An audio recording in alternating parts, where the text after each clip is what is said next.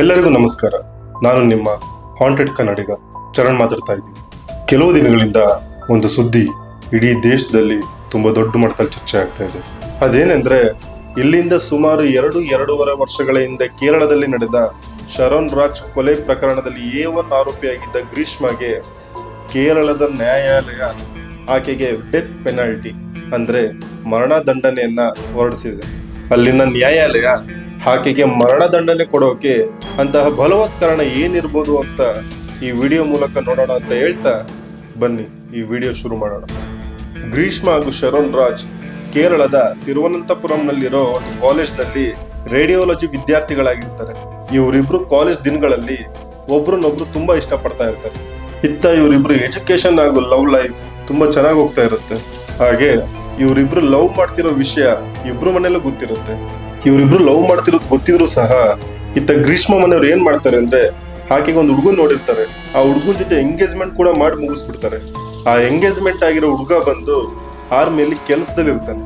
ಗ್ರೀಷ್ಮಗೆ engagement ಆಗಿರೋ ವಿಷಯ ತಾನು ಲವ್ ಮಾಡ್ತಿರೋ ಶರಣ್ಗೆ ಗೊತ್ತಾಗ್ಬಿಡತ್ತೆ. ಆಗ ಶರಣ್ ರಾಜ್ ಇದ್ದವನು ಗ್ರೀಷ್ಮ ಕೇಳ್ತಾನೆ, ಯಾಕೆ ಹಿಂಗ್ ಮಾಡಿದೆ, ನಾನು ನಿನ್ನ ತುಂಬಾ ಇಷ್ಟಪಡ್ತಾ ಇದ್ದೀನಿ ಅಂತ ತುಂಬಾ ಪೀಡ್ಸಕ್ ಶುರು ಮಾಡ್ತಾನೆ.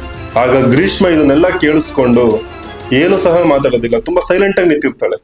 ಯಾಕೆಂದ್ರೆ ತಾವು ಪ್ರೀತಿ ಮಾಡ್ತಿರೋ ವಿಷಯ ಗ್ರೀಷ್ಮ ಮನೇಲಿ ಗೊತ್ತಿದ್ರು ಸಹ ಆಕೆ ಚಿಕ್ಕಪ್ಪ ನಿರ್ಮಲ್ ಕುಮಾರ್ ನಾಯರ್ ಹಾಗೂ ಅವ್ರ ತಾಯಿ ಸಿಂಧು ಆಕೆ ಬ್ರೈನ್ ವಾಶ್ ಮಾಡಿ ಅವ್ರು ತೋರಿಸಿರೋ ಹುಡುಗನ ಜೊತೆ ಮದ್ವೆಗೆ ಒಪ್ಸಿ ಎಂಗೇಜ್ಮೆಂಟ್ ಕೂಡ ಮಾಡಿ ಮುಗಿಸ್ತಾರೆ. ಆಗ ಗ್ರೀಷ್ಮಗೆ ತಾನು ಲವ್ ಮಾಡಿರೋ ಶರಣ್ ರಾಜ್ ಮೇಲೆ ನಿಧಾನವಾಗಿ ಇಂಟ್ರೆಸ್ಟ್ ಕಮ್ಮಿ ಆಗುತ್ತೆ. ತನ್ನ ತಾಯಿ ಹಾಗೂ ತಮ್ಮ ಚಿಕ್ಕಪ್ಪ ನೋಡಿ ಎಂಗೇಜ್ಮೆಂಟ್ ಮಾಡಿರೋ ಹುಡುಗನ ಮೇಲೆ ಆಕೆಗೆ ಮನ್ಸು ಜಾರಿರುತ್ತೆ. ಪಾಪ ಇದೆಲ್ಲ ಗೊತ್ತಿಲ್ಲದೆ ಇರೋ ಶರಣ್ ರಾಜ್ ಗ್ರೀಷ್ಮಗೆ ತುಂಬಾ ರಿಕ್ವೆಸ್ಟ್ ಮಾಡ್ತಾನೆ.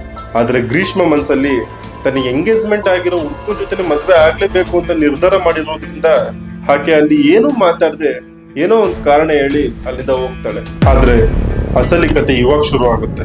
ಒಂದಿನ 25 ಅಕ್ಟೋಬರ್ 2022ರಂದು 23 ವರ್ಷದ ಶರಣ್ ರಾಜ್ ತಿರುವನಂತಪುರಂನ ಒಂದು ಹಾಸ್ಪಿಟಲ್ ನಲ್ಲಿ ಮಲ್ಟಿಪಲ್ ಆರ್ಗನ್ ಫೇಲ್ಯೂರ್ ಅಂದ್ರೆ ಬಹು ಅಂಗಾಂಗ ವೈಫಲ್ಯದಿಂದ ಆಸ್ಪತ್ರೆಯಲ್ಲೇ ಸತ್ತೋಗಿರ್ತಾನೆ. ಏನು ತೊಂದರೆ ಇಲ್ಲದೆ ತುಂಬಾ ಚೆನ್ನಾಗಿದ್ದ ಶರಣ್ ರಾಜ್ ಸಡನ್ ಆಗಿ ಈ ರೀತಿ ತನ್ನ ದೇಹದ ಭಾಗಗಳು ಒಂದೊಂದಾಗಿ ಫೇಲ್ಯೂರ್ ಆಗ್ತಿರೋದನ್ನ ನೋಡಿ ಈ ಶರಣ್ ರಾಜ್ ಕುಟುಂಬದವರು ಆತ ಸಾಯುವ 2-3 ದಿನಗಳಿಗಿಂತ ಮುಂಚೆ ಇವನಿಗೆ ತುಂಬಾ ಫೋರ್ಸ್ ಮಾಡಿ ಕೇಳಿರ್ತಾರೆ. ಅವನಿಗೆ ಆಗ ಏನು ಕೂಡ ಮಾತಾಡಕ್ಕಾಗಲ್ಲ. ಆ ಬಾಡಿ ಒಳಗೆ ಅಷ್ಟು ಪೇನ್ ಆಗ್ತಾ ಇರುತ್ತೆ. ಆಗ ತುಂಬಾ ನೋವಿಂದ ಹೇಳ್ತಾನೆ, ನಾನು ಆ ದಿನ ಗ್ರೀಷ್ಮ ಮನೆಗೆ ಹೋಗಿದ್ದೆ. ಆಗ ಕುಡಿಯೋದಿಕ್ಕಂತ ಅವಳು ಒಂದು ಕಷಾಯ ಕೊಟ್ಟಿದ್ಲು. ಆ ಕಷಾಯ ಕುಡಿದು ನನಗೆ ಸ್ವಲ್ಪ ಹೊತ್ತಿಗೆ ವಾಂತಿ ಬರೋದಿಕ್ ಶುರು ಆಯ್ತು. ತಕ್ಷಣ ನಾನು ಅಲ್ಲಿಂದ ಎದ್ದು ಹೊರಗಡೆ ಬಂದು ವಾಂತಿ ಮಾಡಿದೆ. ಆಗ ತುಂಬಾ ಸುಸ್ತಾಗಿರೋದ್ರಿಂದ ನಾನು ನನ್ನ ಫ್ರೆಂಡ್ಸ್ ಜೊತೆ ಹಾಸ್ಪಿಟ್ಲಿಗೆ ಬಂದು ಅಡ್ಮಿಟ್ ಆದೆ ಅಂತ ತನ್ನ ಫ್ಯಾಮಿಲಿಗೆ ಹೇಳ್ತಾರೆ. ತಕ್ಷಣ ಈ ವಿಚಾರನ ಪೊಲೀಸರಿಗೆ ತಿಳಿಸಿದ ಶರಣ್ ರಾಜ್ ಕುಟುಂಬದವರು ಆಗ ಸ್ವಲ್ಪ ತಡ ಮಾಡಿದ ಪೊಲೀಸರು ಕೂಡ ಇವ್ರ ಹೇಳಿಕೆಗಳನ್ನೆಲ್ಲ ಕಲೆ ಹಾಕಿ ಒಂದು FIR ಕೂಡ ರಿಜಿಸ್ಟರ್ ಮಾಡ್ತಾರೆ. ಆಗ ಶರಣ್ ರಾಜ್ ಫ್ಯಾಮಿಲಿ ಕೊಟ್ಟಿರೋ ಸ್ಟೇಟ್ಮೆಂಟ್ ನ ತುಂಬಾ ಸೂಕ್ಷ್ಮವಾಗಿ ನೋಡಿದಾಗ ಪೊಲೀಸಿಗೆ ಗ್ರೀಷ್ಮ ಮೇಲೆ ಅನುಮಾನ ಬಂದು ಅವಳನ್ನ ಅರೆಸ್ಟ್ ಮಾಡ್ತಾರೆ. ಪೊಲೀಸರು ವಿಚಾರಣೆ ಮಾಡೋ ಸಂದರ್ಭದಲ್ಲಿ ಆಕೆ ಆಗ ಪೊಲೀಸರಿಗೆ ಏನು ಸಹ ಹೇಳೋದಿಲ್ಲ. ಆಗ ಪೊಲೀಸ್ ಹತ್ರ ನಾನು ಏನು ತಪ್ಪೇ ಮಾಡಿಲ್ಲ ಅನ್ನೋ ರೀತಿ ಹೇಳ್ತಾ ಇರ್ತಾಳೆ. ಈ ರೀತಿ ಎಲ್ಲ ಕೇಳಿದ್ರೆ ಇವಳು ಬಾಯ್ ಬಿಡೋದಿಲ್ಲ ಅಂತ ಆಗ ಪೊಲೀಸರು ತಮ್ಮದೇ ಸ್ಟೈಲ್ ಅಲ್ಲಿ ವಿಚಾರಣೆ ಮಾಡಿದಾಗ ಈಕೆ ಒಂದೊಂದೇ ವಿಷಯನ ಬಾಯ್ ಬಿಡ್ತಾಳೆ. ಆಗ ಇನ್ವೆಸ್ಟಿಗೇಷನ್ ಟೈಮಲ್ಲಿ ಇವಳು ಪೊಲೀಸಿಗೆ ಏನ್ ಹೇಳಿರ್ತಾಳೆ ಅಂದ್ರೆ, ನಿಮ್ಮೆಲ್ರಿಗೂ ಗೊತ್ತಿರೋ ಹಾಗೆ ಈ ಭವಿಷ್ಯ ಹೇಳ್ತಾರೆ ಗೊತ್ತಲ್ವಾ, ಒಂದಿನ ಈ ಭವಿಷ್ಯ ಹೇಳೋರು ಗ್ರೀಷ್ಮ ಹತ್ರ ನಿನ್ ಮದ್ವೆ ಆಗೋ ಮೊದಲನೇ ಗಂಡ ಸಾಯ್ತಾನೆ, ಹಾಗೆ ನಿನ್ ಮದ್ವೆ ಆಗೋ 2ನೇ ಗಂಡನ ಜೊತೆ ತುಂಬಾ ಚೆನ್ನಾಗಿರ್ತೀಯ ಅಂತ ಈ ಲೈಫ್ ಪ್ರೆಡಿಕ್ಟ್ ಮಾಡೋ ವ್ಯಕ್ತಿ ಅಂದ್ರೆ ಯಾರ ಭವಿಷ್ಯ ಹೇಳಿರ್ತಾನಲ್ವಾ ಆ ವ್ಯಕ್ತಿ ಈಕೆಗೆ ಹೇಳಿರ್ತಾನೆ. ಆಗ ಈ ಗ್ರೀಷ್ಮಗೆ ಆ ಭವಿಷ್ಯ ಹೇಳೋ ವ್ಯಕ್ತಿ ಏನ್ ಹೇಳಿರ್ತಾನಲ್ವಾ ಅದು ನೆನಪಾಗಿ ಆಕೆ ಒಂದು ಪ್ಲಾನ್ ಮಾಡ್ತಾಳೆ. ಈ ಶರಣ್ ರಾಜ್ಗೆ ನಂಬಿಕೆ ಬರೋ ರೀತಿ ಮಾತಾಡಿ ಒಂದು ಚರ್ಚಿಗೆ ಕರ್ಕೊಂಡು ಹೋಗ್ತಾಳೆ. ಈ ಕ್ರಿಶ್ಚಿಯನ್ ಸಮುದಾಯ ಪ್ರಕಾರ ಮದುವೆಗೆ ರಿಂಗ್ ಎಕ್ಸ್ಚೇಂಜ್ ಮಾಡ್ತಾರೆ. ಅದೇ ರೀತಿ ಚರ್ಚಲ್ಲಿ ರಿಂಗ್ ಎಕ್ಸ್ಚೇಂಜ್ ಮಾಡಿ ಶರಣ್ ರಾಜ್ಗೆ ನಂಬಿಕೆ ಬರೋ ರೀತಿ ನಡ್ಕೊಂತಾಳೆ. ಆಲ್ರೆಡಿ ಈಕೆ ಮನೇಲಿ ನೋಡಿರೋ ಹುಡುಗ ಜೊತೆ ಮದುವೆ ಆಗಿ ಲೈಫಲ್ಲಿ ಸೆಟ್ಲ್ ಆಗೋಣ, ಇವನಿಗೆ ಬೇಡ ಅನ್ನೋದು ಡಿಸೈಡ್ ಮಾಡಿರ್ತಾಳೆ. ಮದುವೆ ಆಗಿ ಸ್ವಲ್ಪ ದಿನಗಳು ಕಳೆದ ನಂತರ ಗ್ರೀಷ್ಮ ಶರಣ್ ರಾಜ್ ಹತ್ರ ತನ್ನ ನಾಟಕ ಶುರು ಮಾಡ್ತಾಳೆ. ಒಂದಿನ ಗ್ರೀಷ್ಮ ಶರಣ್ ರಾಜ್ ಹತ್ರ, ನನಗೊಬ್ರು ಜ್ಯೋತಿಷಿ ಹೇಳಿದ್ದಾರೆ, ನೀನ್ ಮದುವೆ ಆಗೋ ಮೊದಲನೇ ಗಂಡ ತೀರೋಗ್ತಾನೆ, ಅದಕ್ಕೆ ನೀನ್ ನನ್ನನ್ನು ಬಿಟ್ಬಿಡು, ನೀನ್ ಒಳ್ಳೇದಕ್ಕೆ ಹೇಳ್ತಾ ಇದ್ದೀನಿ, ನೀನ್ ಚೆನ್ನಾಗಿರ್ಬೇಕು ಅಂತ ತುಂಬಾ ಕಣ್ಣೀರಾಗ್ತಾ ನಾಟಕಗಳು ಆಡಕ್ ಸ್ಟಾರ್ಟ್ ಮಾಡ್ತಾಳೆ. ಆಗ ಶರಣ್ ರಾಜ್ ಗ್ರೀಷ್ಮಗೆ, ನಮಗೇನು ಆಗಲ್ಲ, ನಾನು ಚೆನ್ನಾಗೇ ಇರ್ತೀನಿ, ನೀನೇನು ಎದುರು ಬೇಡ ಅಂತ ಸಮಾಧಾನ ಮಾಡ್ತಾನೆ. ಆಗ ಅವಳ ನಾಟಕ ಅವನಿಗಿನ್ನೂ ಗೊತ್ತಿರ್ಲಿಲ್ಲ. ಇಷ್ಟೆಲ್ಲ ಕೇಳಿಸ್ಕೊಂಡ ಗ್ರೀಷ್ಮ, ಇವ್ನ ಯಾಕೋ ನನ್ನ ಬಿಡೋ ಕಾಣಿಸ್ತಿಲ್ಲ ಅಂತ ಹೇಳಿ ಒಂದು ಉಪಾಯ ಮಾಡ್ತಾಳೆ. 14 ಅಕ್ಟೋಬರ್ 2022 ಆಲ್ಮೋಸ್ಟ್ ಇವರಿಬ್ರು ಮೀಟ್ ಆಗಿ ಹೆಚ್ಚು ಕಮ್ಮಿ 1 ವರ್ಷ ಆಗಿರುತ್ತೆ. ಆಗ ಶರಣ್ ರಾಜ್ನ ಕೊಲೆ ಮಾಡ್ತಾಳೆ. ಅವಳು ಇವನನ್ನ ಹೇಗೆ ಕೊಲೆ ಮಾಡಿರ್ತಾಳೆ ಅಂದ್ರೆ ಕೇಳಿಸ್ಕೊಂಡ್ರೆ ನಿಮಗೆ ನಿಜವಾಗ್ಲೂ ಶಾಕ್ ಆಗುತ್ತೆ. ಪ್ರೀತಿ ಮಾಡಿದವರು ಈ ರೀತಿ ನಡ್ಕೊಂತಾರ ಅಂತ. ಈಕೆ ಅವನನ್ನ ಮೊದಲನೇ ಅಟೆಂಪ್ಟ್ ಅಲ್ಲಿ ಕೊಲೆ ಮಾಡಿರಲ್ಲ, ಸುಮಾರು 2-3 ಸಲ ಟ್ರೈ ಮಾಡಿರ್ತಾಳೆ, ಆದ್ರೆ ಅದು ಫೇಲ್ ಆಗಿರುತ್ತೆ. ಈಕೆ ಅವನನ್ನ ಕೊಲೆ ಮಾಡ್ಬೇಕು ಅಂತ ಪ್ಲಾನ್ ಮಾಡಿದಾಗ ಮೊದಲನೇ ಸಲ ಏನ್ ಮಾಡಿರ್ತಾಳೆ ಅಂದ್ರೆ ಒಂದು ಫ್ರೂಟ್ ಜ್ಯೂಸ್ಗೆ 50ರಿಂದ 55 ಪ್ಯಾರಾಸಿಟಮಲ್ ಟ್ಯಾಬ್ಲೆಟ್ಸ್ ನ ಆ ಒಂದು ಜ್ಯೂಸ್ ಬಾಟಲ್ಗೆ ಮಿಕ್ಸ್ ಮಾಡಿ ಶರಣ್ ರಾಜ್ಗೆ ಕುಡಿಯಕ್ ಕೊಟ್ಟಿರ್ತಾಳೆ. ಆತ ಅದನ್ನ ಕುಡಿತಿರ್ಬೇಕಾದ್ರೆ ಆ ಜ್ಯೂಸ್ ಯಾಕೋ ತುಂಬಾ ಕಹಿ ಇದೆ ಅಂತ ಅವನಿಗೆ ಅನ್ಸಿ ಆ ಜ್ಯೂಸ್ ನ ಕುಡಿಯೋದಿಲ್ಲ, ಅಲ್ಲೇ ಬಿಸಾಕ್ತಾನೆ. ಆಗ ಆ ಗ್ರೀಷ್ಮಳ ಮೊದಲನೇ ಅಟೆಂಪ್ಟ್ ಫೇಲ್ ಆಗುತ್ತೆ. ಇನ್ನೊಂದ್ ದಿನ ಮತ್ತೆ ಶರಣ್ ರಾಜ್ನ ಯಾರು ಇಲ್ಲದೆ ಇರೋಂಥ ಜಾಗ ಕರ್ಕೊಂಡೋಗಿ ಅಗೈನ್ ಅದೇ ಟೆಕ್ನಿಕ್ ನ ಯೂಸ್ ಮಾಡ್ತಾನೆ. ಆಗ ಶರಣ್ ಮತ್ತೆ ಆ ಜ್ಯೂಸ್ ಕುಡಿದಾಗ ಆ ಜ್ಯೂಸ್ ಅವನಿಗೆ ಕಹಿ ಅನ್ಸಕ್ ಶುರು ಆಗುತ್ತೆ. ಇದೇನು ಜ್ಯೂಸ್ ಸ್ವೀಟ್ ಆಗಿರ್ಬೇಕಲ್ಲ, ಇದ್ಯಾಕೆ ಇಷ್ಟೊಂದು ಕಹಿ ಆಗ್ತಾ ಇದೆ ನನಗೆ ಅಂತ ಹೇಳಿ ಆ ಜ್ಯೂಸ್ ನ ಅಲ್ಲೇ ಸೈಡಲ್ಲಿ ಬಿಸಾಕ್ತಾನೆ. ಪಾಪ ಇವನು ಅವಳನ್ನ ತುಂಬಾ ಪ್ಯೂರ್ ಆಗಿ ಲವ್ ಮಾಡಿರೋದ್ರಿಂದ ಅವಳ ಮೇಲೆ ಸಣ್ಣ ಡೌಟ್ ಕೂಡ ಪಡೋದಿಲ್ಲ. ಇಲ್ಲಿ ನಡೆದಿರೋದನ್ನೆಲ್ಲ ಶರಣ್ ಅವ್ರ ಫ್ರೆಂಡ್ಸ್ ಹತ್ರ ಡಿಸ್ಕಸ್ ಕೂಡ ಮಾಡಿರ್ತಾನೆ, ಆದ್ರೆ ಅವ್ರ ಫ್ರೆಂಡ್ಸ್ ಇದ್ರ ಬಗ್ಗೆ ಜಾಸ್ತಿ ತಲೆ ಕೆಡಿಸ್ಕೊಳ್ಳೋದಿಲ್ಲ. ಆಗ ಗ್ರೀಷ್ಮಗ್ ಏನ್ ಮಾಡ್ಬೇಕು ಅಂತ ಗೊತ್ತಾಗದೇ ಇರೋದ್ರಿಂದ ತಾನು ಪ್ರೀತಿ ಮಾಡಿರೋ ಹುಡುಗನ ಜೊತೆ ಮದ್ವೆ ಆಗಿ ನಂತರ ಅವನ್ನ ದೂರ ಮಾಡಕ್ಕೆ ಮಾಡಿರೋ ಪ್ಲಾನ್ ಸಕ್ಸಸ್ ಆಗದೆ ಇರೋದನ್ನ ಅವ್ರ ತಾಯಿ ಹಾಗೂ ಅವ್ರ ಚಿಕ್ಕಪ್ಪಂಗೆ ಹೇಳ್ತಾಳೆ. ಅವ್ರು ದೂರ ಆಗೋದನ್ನ ಕಾಯ್ತಾ ಇದ್ದ ಅವ್ರ ತಾಯಿ ಹಾಗೂ ಅವ್ರ ಚಿಕ್ಕಪ್ಪ ಒಂದು ಖತರ್ನಾಕ್ ಪ್ಲಾನ್ ಮಾಡ್ತಾರೆ. ಕೆಲವು ರಿಪೋರ್ಟ್ಗಳ ಪ್ರಕಾರ ನಮ್ಗೆ ಗೊತ್ತಾಗಿದ್ದೇನೆಂದ್ರೆ ಒಂದಿನ ಈಕೆ ಅಂದ್ರೆ 13 ಅಕ್ಟೋಬರ್ 2022ರಂದು ಶರಣ್ ರಾಜ್ಗೆ ಮೆಸೇಜ್ ಮುಖಾಂತರ ಸುಮಾರು 1-1.25 ಗಂಟೆವರೆಗೂ ಚಾಟ್ ಮಾಡಿ ಸೆಕ್ಸ್ಗೆ ಅಪ್ರೋಚ್ ಮಾಡಿರ್ತಾಳೆ. ಅವಳು ಈ ವಿಷಯದ ಬಗ್ಗೆ ತುಂಬಾ ಅಪ್ರೋಚ್ ಮಾಡಿದ್ರಿಂದ ಆಗ ಶರಣ್ ರಾಜ್ ಏನ್ ಯೋಚನೆ ಮಾಡ್ತಾನೆ ಅಂದ್ರೆ ಹೇಗಿದ್ರು ನಮಗ್ ಮದ್ವೆ ಆಗಿದೆ, ಇದರಿಂದ ಏನು ತೊಂದರೆ ಇಲ್ಲ ಅಂತ ಹೇಳಿ ಅದ್ರ ಮಾರನೇ ದಿನ ಅಂದ್ರೆ 14 ಅಕ್ಟೋಬರ್ 2022ರಂದು ತಿರುವನಂತಪುರಂನಿಂದ ಗ್ರೀಷ್ಮ ಇರ್ತಕ್ಕಂಥ ಊರು ಕನ್ಯಾಕುಮಾರಿಗೆ ಹೋಗ್ತಾನೆ. ಅವ್ರ ಮನೆಗೆ ಹೋದಾಗ ಇವನು ಮೊದ್ಲೇ ಅವನಿಗೋಸ್ಕರ ರೆಡಿ ಮಾಡಿಟ್ಟಿರೋ ಕಷಾಯನ ಕುಡಿಯೋದಿಕ್ ಕೊಡ್ತಾಳೆ.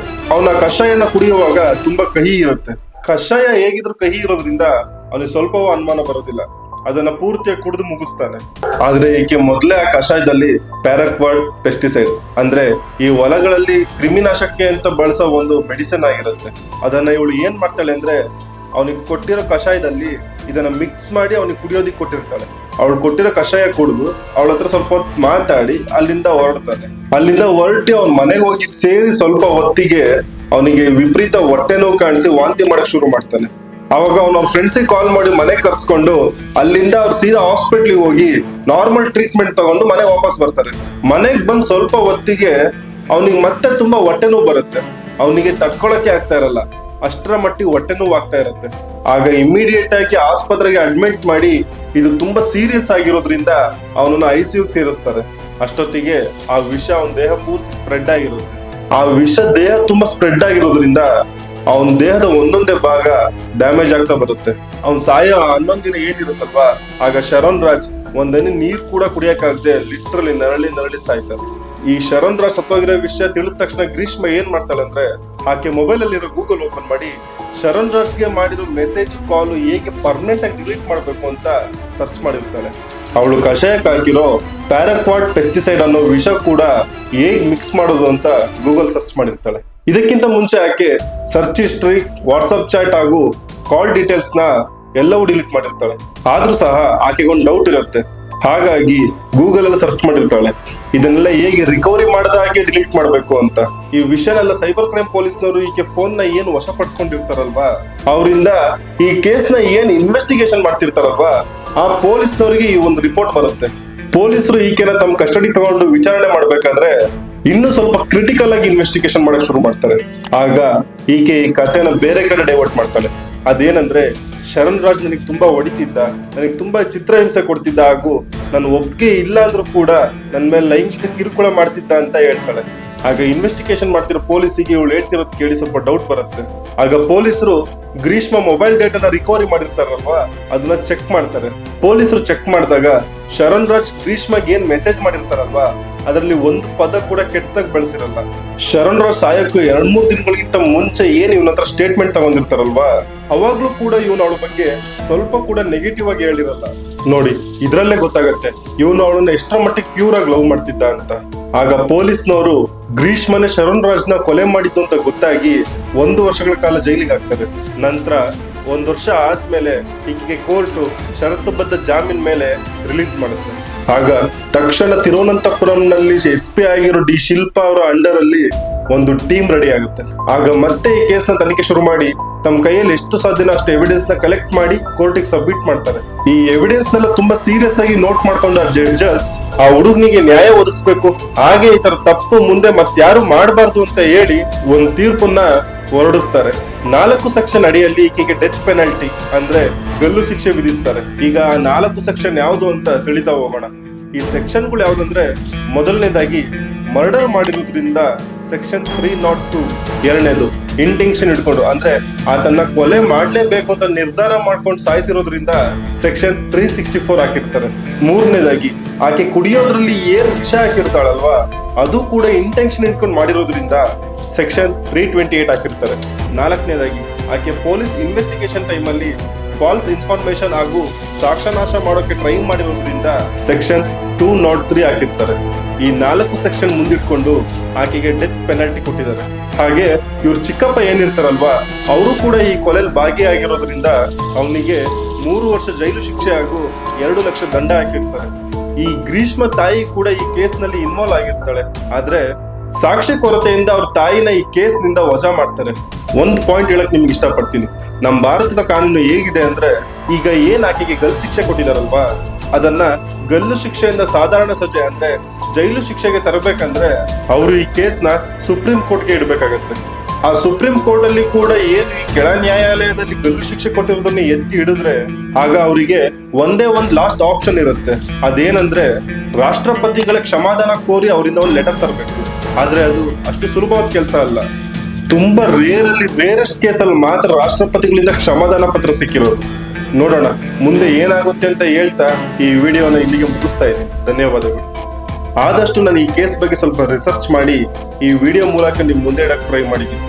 ಈ ವಿಡಿಯೋ ಬಗ್ಗೆ ನಿಮ್ಮ ಅನಿಸಿಕೆಗಳನ್ನ ಕಮೆಂಟ್ ಬಾಕ್ಸ್ ಅಲ್ಲಿ ತಿಳಿಸಿ ಅಂತ ಹೇಳ್ತಾ ಈ ವಿಡಿಯೋನ ಇಲ್ಲಿಗೆ ಮುಗಿಸ್ತಾ ಇದ್ದೀನಿ. ಧನ್ಯವಾದಗಳು. ಈ ವಿಡಿಯೋ ನಿಮಗೆ ಇಷ್ಟ ಆಗಿದ್ರೆ ಲೈಕ್ ಮಾಡಿ, ಶೇರ್ ಮಾಡಿ ಹಾಗೂ ದಯವಿಟ್ಟು ಸಬ್ಸ್ಕ್ರೈಬ್ ಮಾಡಿ. ನಮಸ್ಕಾರ.